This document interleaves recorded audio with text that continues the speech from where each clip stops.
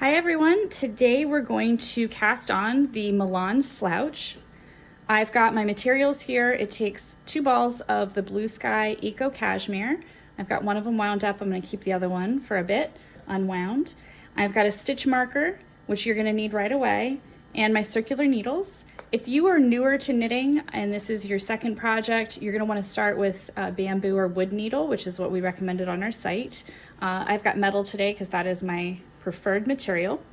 So the first thing that I want you to do is to look at your pattern and make sure that you kind of read through it and don't find anything that you weren't expecting. You don't want to get to the end of a pattern and suddenly discover instructions like make sure you slip the first stitch of every row, and here you are at the end and you haven't done that.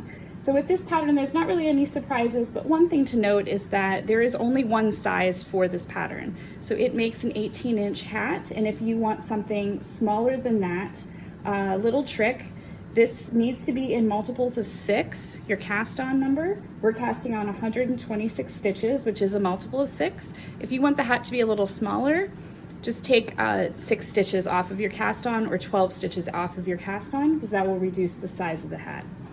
So I'm going to start the cast on. We're going to do a long tail cast on. The pattern does not specify which type, so this is the one I'm going to show you today. A little trick in how much yarn you're going to need for the long tail cast on, which does require a long tail, is to give yourself about 10 inches of tail for every stitch you're casting on when using worsted weight yarn and a US 8 needle. Since I'm using DK weight yarn and a US 6 needle, I need slightly less tail per inch of or per stitch of cast on. So I'm going to do about this much, which is maybe 8 inches for every 10 stitches. So 10, 20, 30, 40, 50, 60, 70, 80, 90, 100, 110, 120. Okay. So you can start with a slip knot. I like to start the long tail cast on by simply holding the strand over the needle. My ball of yarn is on the right side of my needle and my long tail is on the left. I'm going to move this skein out of the way for now. We are going to clamp these 2 strands together, coming at the needle with our hand like this, and then spread them apart and pull our needle back. So you're going to have a sort of slingshot. Be sure that you hold on to this stitch so it doesn't come flying off your needle.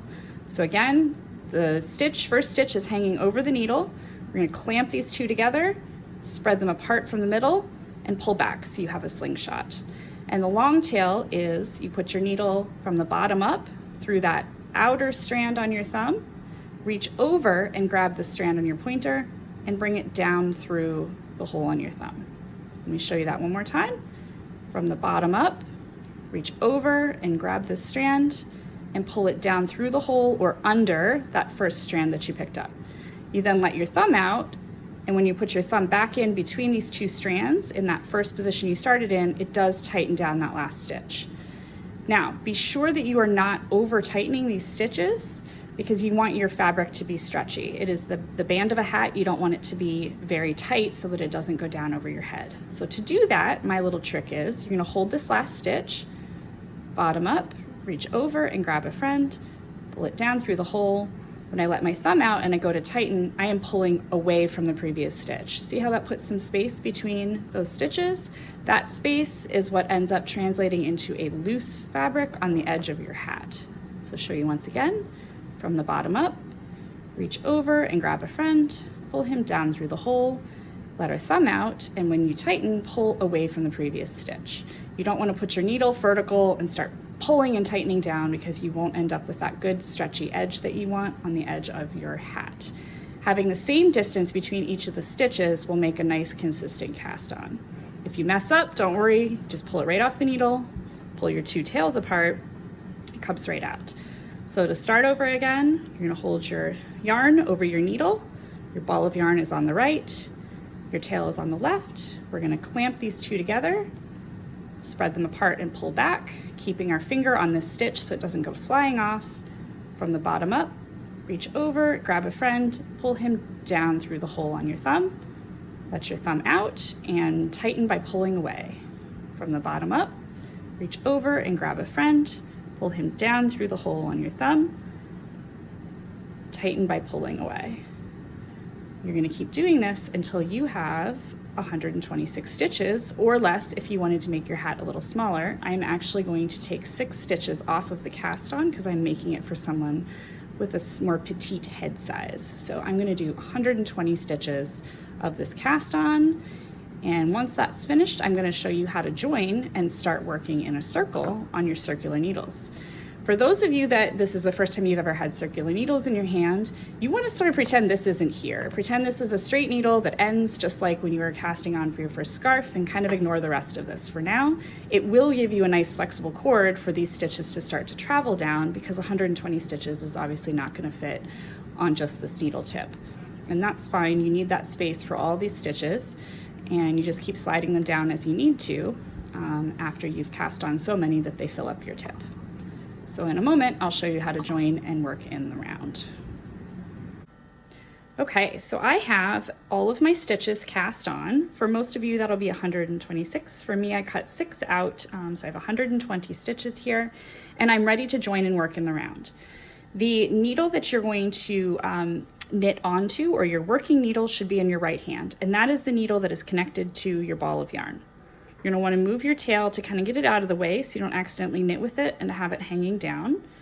And we need to make sure that all of our stitches are facing the same direction so we don't end up knitting a twisted hat brim or a Mobius. So I'm going to hold these tips together and move this edge of the fabric to make sure it's all facing inward and not twisted around the needle. So it was twisted there. Bring this over. There. And sometimes it's helpful to put it down flat on the table and just make sure that everything is facing the same direction so that you are not knitting something that is twisted. We're then going to put our stitch marker on the right needle, which is the needle that is attached to your ball yarn. And we're going to knit our first stitch to start the knitting pattern, which is knit 4, purl 2. So when we knit into this first stitch with this yarn that's hanging off the right needle, we're actually connecting the 2 sides into a circle.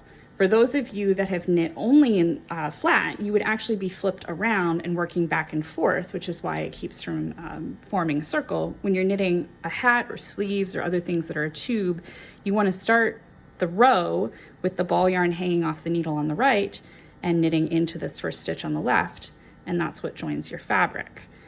Now, one thing to note is if you put this down mid-project, you're obviously going to be connected in a circle. There's no stopping at the end of a row like you did with your scarves or whatever your first project was, because you're kind of always mid-circle. So when you put this down and it gets moved around, you don't know where you are, make sure you pick your needles up. You find the needle the yarn is hanging off of, and you make sure that's in your right hand always. And then you know you're moving in the proper direction. And that is how you join to work in the round. So now you're going to knit in the pattern of the fabric for quite a few inches, and we'll get back on again when it's time to start shaping the crown and working those decreases.